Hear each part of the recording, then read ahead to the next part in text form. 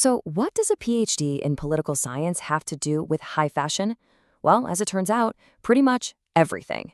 Today, we're diving into the story of how Prada, a brand once famous for its super traditional leather trunks for Italian royalty, just completely flipped the script to become this global symbol of intellectual, minimalist cool. This is the story of how one of luxury's biggest rulebooks was basically torn up and rewritten from scratch.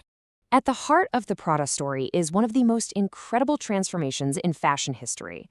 Seriously, it's a journey from the very traditional and, let's be honest, kinda conservative to the revolutionary and provocative. And it all comes down to a single, powerful idea: finding beauty where absolutely no one else even thought to look. But, before the revolution, there was tradition. To really get where Prada is now, we have to go all the way back to where it began, early 20th century Milan, with a reputation built on perfect craftsmanship and, well, royal prestige. Okay, so Prada's original DNA was forged in tradition. It all started in 1913 with the Fratelli Prada shop selling these exquisite leather goods. Their quality was so incredible that by 1919, they became the official supplier to the Italian royal family. For decades after that, under Mario's daughter Luisa, the brand was the very definition of quiet, conservative luxury. It was respected, for sure, but it definitely wasn't a disruptor. But that was all about to change. See, the story of modern Prada isn't about some slow, gradual evolution. Nope. It's about a sharp, seismic shift, led by someone nobody in the fashion world saw coming. And then, in 1978, the story takes its pivotal turn. Mario Prada's granddaughter, Miuccia Prada, took over. But she wasn't just another heir showing up to preserve the family legacy. She was there to completely reinvent it. And here's the crazy part. The person who would redefine luxury had a PhD in political science and was a former professional mime artist. Yeah, you heard that right. Miuccia was an intellectual, a rebel, and pretty much the ultimate fashion outsider. Miuccia brought this totally radical philosophy with her that would become Prada's new signature: ugly chic. The whole idea was to find beauty in the unconventional, to take industrial materials and utilitarian shapes, things that luxury standards would consider ugly, and elevate them into high fashion. In an era of nonstop glamour and excess, this was a really deep, intellectual statement about what value even means. And she put this philosophy into action right away. In 1985, while other brands were busy selling delicate little leather handbags, Miuccia introduced the Vela backpack, made from the same tough industrial nylon used for army tents. It was a statement, and it became an icon. Just 3 years later, her first ready-to-wear collection doubled down on this anti-fashion vibe, offering a minimalist, intellectual alternative to all the loud glamour of the 80s. But Miuccia's vision was just as much about business as it was about art. This radical new identity became the foundation for a global empire. And the next decade, that's when Prada would expand far, far beyond the runway. The expansion really kicked off in 1993. On one hand, Prada launched Miu Miu, a more playful and rebellious sister brand, to capture a younger crowd. On the other, they established Fondazione Prada, a foundation for contemporary art and culture. This dual move was just brilliant. It showed the brand could be both commercially savvy and culturally important. Then, in 1997, Prada blurred another line with the launch of Linea Rossa, the red line. This was a high-performance sportswear line that fused technical fabrics with luxury design. At a time when luxury meant silks and leathers, Prada was making high-tech performance gear.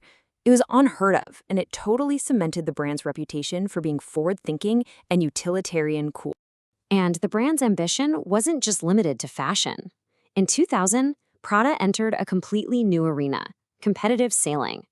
By launching a team for the America's Cup, one of the world's most prestigious races, Prada wasn't just selling a lifestyle, it was living it.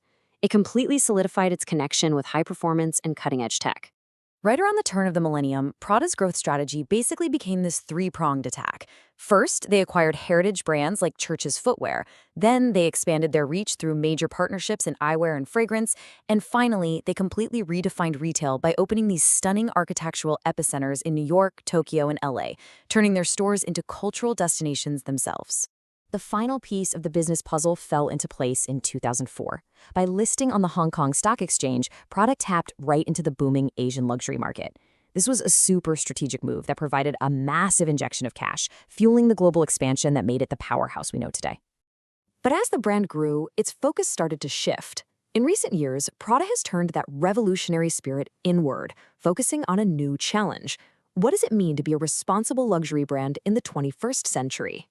And nothing shows this shift better than the evolution of their most iconic material. The original nylon? It was made from virgin petroleum.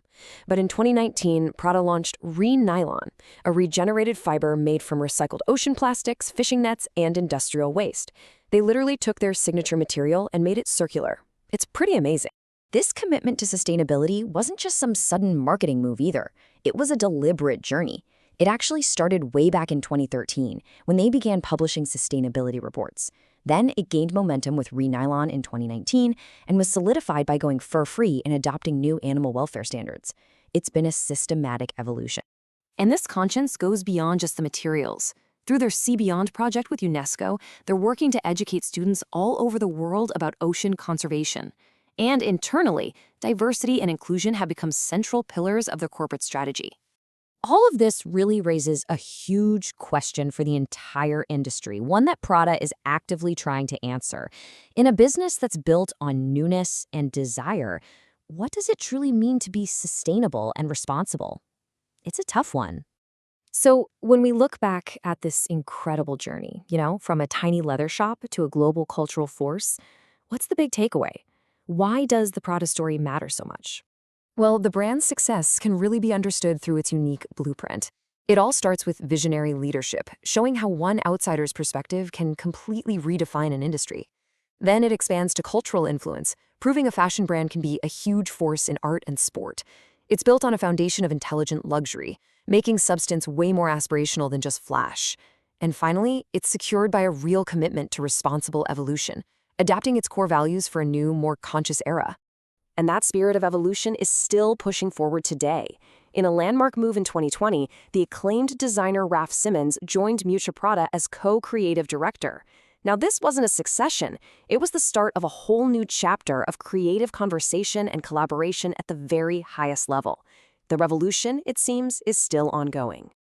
Ultimately, the Prada saga is a masterclass in how to evolve while still honoring your roots. It's a story about radical change, yeah, but it's also about respecting that legacy of quality that began in that little Milani shop over a century ago. It proves that the most enduring form of luxury isn't about looking back at tradition, but about having the courage to define what comes next.